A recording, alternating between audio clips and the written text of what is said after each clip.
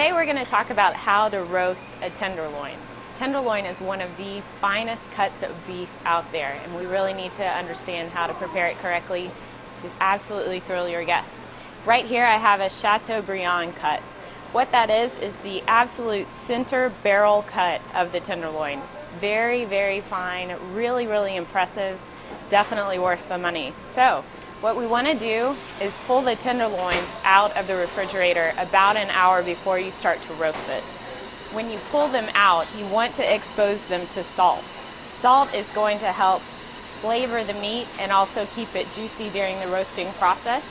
And if you watch it, you'll see that the salt will start to pull moisture out of the tenderloin first, and then while it's roasting, it will pull it right back in. So it kind of lets it go and then pulls it right back in. So don't skip this step. The salt is very important. So we're going to generously salt this. I use kosher salt. As you can see, kosher salt has a nice flake to it and really adheres to the meat nicely.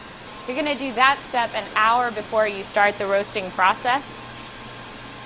And you're just going to let it sit and come up to temperature a little bit. Your refrigerator is about 38 degrees. You want these guys to be at about 50 to 52 degrees when you start the roasting process. What that's going to do is cut down on the time that the meat is exposed to high temperatures. That's going to give you a little bit of a buffer so that you don't take the meat over a nice medium rare to medium. Over here I've started a nice skillet. You want a big skillet that the tenderloin's going to fit into. Got about a tablespoon of vegetable oil.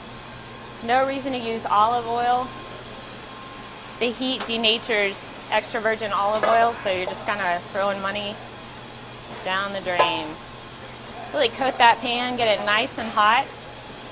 What we're doing here is browning the meat before we roast it. The reason that we want to do this is because it creates a nice brown exterior that you're not going to get in the oven. We're going to take our oven to 250 degrees, which is fairly gentle heat for meat. To get that nice browned exterior that has several advantages. One is flavor.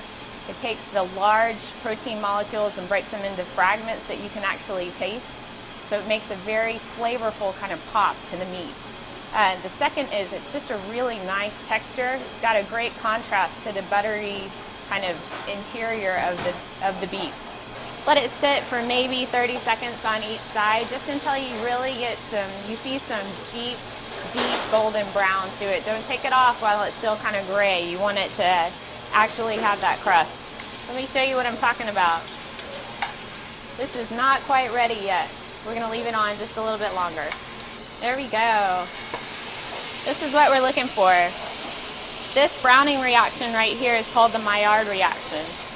As beef ages, it will actually start to break down some of those protein molecules into amino acids and glucose molecules. That right there is extremely flavorful, absolutely delicious, really pleasing in your mouth, the textural contrast. This is what we're after. Okay, once you get this nice brown crust on all sides, go ahead and take your meat back over to your pan. You want a sheet tray. Now, here's where we're going to season it. Nice cracked black pepper. Very, very simple flavors. We have gone to extreme measures to make sure that we have the best beef available out there, so we don't want to marinate it. We don't want to mask it with too many flavors. We're going to let the beef do the talking. A little bit of garlic. You want to be sure to use dehydrated garlic or garlic powder. Fresh garlic will burn in the oven. Not too much, just enough to give it a nice pop of flavor. And into the oven we go. Ovens are very, very different, especially in your home kitchen. Your calibration of your oven could vary 10 to 15 degrees. That plays a big role in how long the tenderloin needs to stay in your oven. So, back to the meat thermometer. After about, this is about a 2-pound tenderloin, after about 45 minutes, I want you to start checking. That's 45 minutes at 250 degrees, and then we start checking. Okay, this tenderloin sauce is as easy as it gets. Cup of sour cream into the bowl, fresh horseradish, and fleur de sel. You're just gonna fold that together. Okay, we're gonna check our steak.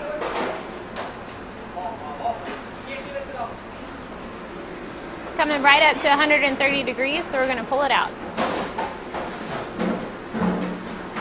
Now we've let our tenderloin rest for about 10 minutes. All of those juices have reabsorbed back into the beef. I'm gonna take it, we're gonna carve it, present it, and serve it. Want a very nice, sharp knife. As you can see, there's a grain to the beef. These lines are the grain to the muscle. You want to cut against that grain. You don't want to cut with the grain. You want to go perpendicular to it. And just fan the pieces out nicely. Back to our sauce that we made. I'm going to dish it up. Serve it just like that. Better than any turkey you will ever have in